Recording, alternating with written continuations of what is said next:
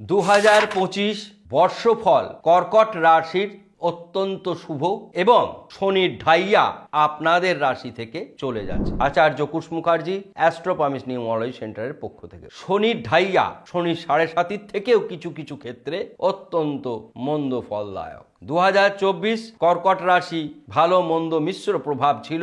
2025-এ এই শনি ঢাইয়ার জন্য ভালো মন্দের মিশ্র প্রভাব ছিল। চন্দ্র কর্কট রাশির অধিপতি একটি রাশিতে 2.5 দিন থাকে।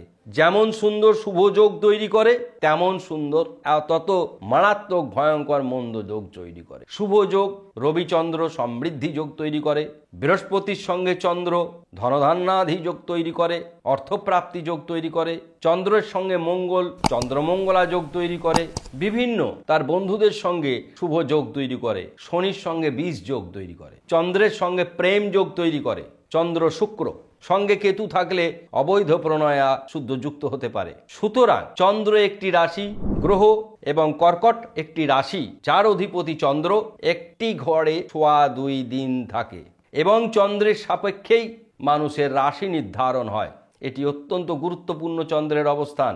সুতরাং চন্দ্র একটি রাশিপতি গ্রহ হিসাবে পরিচিত, শুভ গ্রহ। চন্দ্রের কোনো শত্রু নেই, বুধের শত্রু চন্দ্র। সুতরাং বুধের সঙ্গে সম্পর্ক চন্দ্রের ঠিক আছে, বুধের ঠিক। এগুলো বলার প্রয়োজন ছিল তাই বললাম। শনির ঢাইয়া থেকে মুক্ত হবেন এপ্রিল মাসে কর্কট রাশির জাতক জাতিকারা। এপ্রিল মাসে শনি যখন স্থান পরিবর্তন করে ট্রানজিট পরিবর্তন করে মেষ রাশিতে যাবে তখন মকরের 7.5 শেষ হবে, কুম্ভ মীন ও মেষ 7.5 আন্ডারে থাকবে। সুতরাং কর্কট শনির কোন রকম 7.5 ঢাইয়া কুদৃষ্টি মধ্যে পড়ছে না, এটি সবচাইতে বড় কথা। এবার আমরা আসব শনির প্রিয় বন্ধু শুক্র এই মুহূর্তে কুম্ভ রাশিতে রয়েছে, বন্ধু পূজ্য মহারাজ যোগ তৈরি করেছে। গ্রহের বিন্যাস বৃহস্পতি রয়েছে বৃষ রাশিতে, মঙ্গল রয়েছে কর্কট রাশিতে, এটি কর্কট রাশির জন্য অত্যন্ত শুভ সংবাদ। কেতু রয়েছে কন্যা রাশিতে, বৃশ্চিক রাশিতে রয়েছে বুধ, ধনু রাশিতে রয়েছে রবিচন্দ্র, যার কথা বারবার বলছিলাম। চন্দ্র বছরের শুরুতেই 1 জানুয়ারি 2025 সকাল 6টার ট্রানজিট এই রকম। তাহলে বুধ চন্দ্র রবিচন্দ্র বন্ধুপূজ্য যোগ ছাড়াও সমৃদ্ধি যোগ তৈরি করেছে, অর্থপ্রাপ্তি যোগ তৈরি করেছে এবং রাহু রয়েছে মীন রাশিতে। তো চন্দ্র আমাদের দুটি ক্ষেত্রে কর্কট রাশির জাতক জাতিকে অসম্ভব শুভ ফল প্রদান করবে। প্রথমত ব্যবসা, অনেক দিন পরে কর্কট রাশির জাতক জাতিকারা ব্যবসায় শুভ ফল প্রাপ্তি হওয়ার সম্ভাবনা প্রবল উজ্জ্বল। আয় বৃদ্ধি পাবে, অস্বাভাবিকভাবে আয় বৃদ্ধি পাবে এবং কর্কট রাশির জাতক জাতিকাদের উপার্জন বৃদ্ধি পাবে। তার কারণ আমরা এতক্ষণে ব্যাখ্যা করলাম। চন্দ্র বেশিরভাগ ক্ষেত্রে যে শুভ যোগ তৈরি করছে এগুলি 2025-এর জন্য অত্যন্ত শুভ।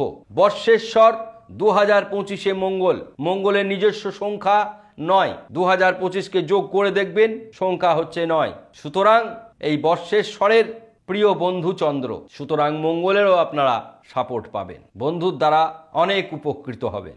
আপনাদের অসুবিধার দিক তাহলে কোথায় দাঁড়াচ্ছে? যাদের জন্মকুণ্ডলিতে 20 যোগ আছে, শনি চন্দ্র আছে, তারা একটু সাবধানে চলাফেরা করবেন। এই 20 যোগের কারণে যে কোনো উন্নতি আপনাদের জীবনে যেগুলো হওয়ার কথা সেগুলো স্লথ হয়ে যাবে তাদের গতি। সুতরাং এই শনি চন্দ্র 20 যোগ যাদের জন্মকুণ্ডলিতে রয়েছে কর্কট রাশির ক্ষেত্রে অবশ্যই শনি চন্দ্রের 20 যোগের জন্য আমরা প্রতিকার বলে দেব, আর সেটিই করবেন 2025-এ প্রথম থেকেই শুরু করবেন। এবার আর একটি ক্ষেত্র আপনাদের জন্য অত্যন্ত মন্দ, 20 যোগ হলে ঋণ বৃদ্ধি পেয়ে যায়, দ্বাদশভাবে হলে তো অত্যন্ত ঋণ বেড়ে যায়। জন্মকুণ্ডলীর মা বাবার ক্ষেত্র, মাতৃস্থান পিতৃস্থানের ক্ষেত্র বিচার বিশ্লেষণ করলে দেখা যাচ্ছে কর্কট রাশির জাতক জাতিকাদের মা বাবার শরীর অত্যন্ত মন্দ থাকবে এবং সেই জন্য 2025 এই একটি বিষয়ের জন্য আপনাদের মন্দ যদি বলেন তাহলে তার প্রভাব কিছুটা রয়েছে। এবার আমরা অ্যাট এ গ্লান্স 12টি ভাব বলবো। শরীর অত্যন্ত শুভ, মন শুভাশুভ, ধনস্থান অতি শুভ, ভ্রাতাভগ্নী অতি শুভ, মা বাবা অশুভ, শরীর একদম ভালো যাবে না। শিক্ষা শুভ, সন্তান অতি শুভ, বন্ধু দ্বারা উপকৃত হবেন, প্রেম বিবাহ দাম্পত্য অতি শুভ, বড় কোনো দুর্ঘটনা ঘটার সম্ভাবনা নেই, তবে পড়ে গিয়ে আঘাতপ্রাপ্ত হতে পারেন বা কোমরের ব্যথায় কষ্ট পেতে পারেন। স্কিনের সমস্যাও ভুগতে পারেন, চোখের সমস্যাতে ভুগবেন অবশ্যই। এগুলি আমরা রোগ ব্যাধি বিচার বিশ্লেষণ করলাম।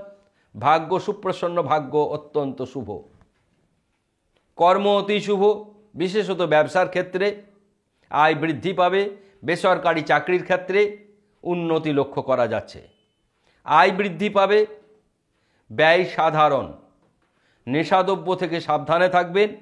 বিপরীত লিঙ্গের সঙ্গে বন্ধুত্বের ক্ষেত্রে, বিশেষত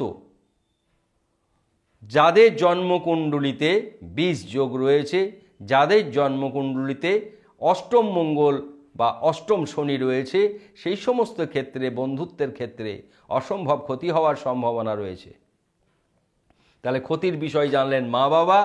এবং বিবাহের ক্ষেত্রে যাদের জন্মকুণ্ডলিতে বিয়ে করবেন অবশ্যই জোটক বিচার করে নেবেন। দেখবেন পাত্র বা পাত্রী উভয়ের ক্ষেত্রে অষ্টম স্থানে শনি আছে কিনা অথবা অষ্টম মাঙ্গলিক রয়েছে কিনা। যদি তা থাকে অভিজ্ঞ গ্রহাচার্যের পরামর্শ গ্রহণ করে তারপরে বিয়ের পিঁড়িতে বসবেন। সমস্ত বিচার বিশ্লেষণ করে করে আপনাদের বললাম।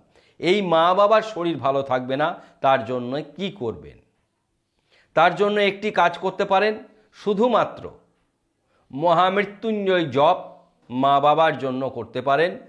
ওং ত্র্যম্বকং যজামহে সুগন্ধিম পুষ্টিবর্ধনম উর্বারুকমিব বন্দনাৎ মৃত্যুমুক্ষ্য মামৃতাৎ। মূল মন্ত্র ওং জুষ স্বাহা। স্ক্রিনে মহাদেবকে দেখতে পাবেন। এই সুন্দর মহাদেবকে দর্শন করুন। দর্শন করে এই মহামৃত্যুঞ্জয় জপ প্রত্যেক দিন স্নান করে 108 বার করুন। এতে মা বাবার শরীর ভালো থাকবেই থাকবে। প্রয়োজন হলে যারা অত্যন্ত মাতৃভক্ত পিতৃভক্ত তারা মা বাবার উদ্দেশ্যে মহামৃত্যুঞ্জয় পুজোও পর্যন্ত করাতে পারেন। এইভাবে আমরা প্রত্যেকটি মানুষের প্রত্যেকটি রাশির অসুবিধের জায়গাগুলি সুন্দর প্রতিবেদন, সুন্দর প্রতিকার হিসাবে বৈদিক মন্ত্রের সাহায্যে বলে দিই। যারা কর্কট রাশির জাতক জাতিকা রয়েছেন, আমাদের চ্যানেলে কর্কট রাশির জাতক জাতিকা অনেক রয়েছে। সকলকে ধন্যবাদ আপনাদের মূল্যবান মতামতের জন্য। আপনারা বলেছিলেন মা বাবার শরীর খারাপ থাকলে কি করবেন, অনেকেই আমাকে প্রশ্ন করেছিলেন, তার উত্তর আজকে আপনাদের দিলাম। বলেছিলাম নতুন বছর দিলাম। আপনারা চেষ্টা করবেন সেই বৈদিক মন্ত্র করার। সময় না পেলে মহামৃত্যুঞ্জয় পূজা যেখানে খুব সুন্দরভাবে করানো হয় সেখানে করিয়ে নেবেন। অনুষ্ঠান ভালো লাগলে সাবস্ক্রাইব করতে ভুলবেন না, মন্তব্য করতে ভুলবেন না এবং শেয়ার করবেন। ফেসবুক থেকে যারা দেখছেন অবশ্যই ফলো করবেন। সকলকে ধন্যবাদ। নমস্কার।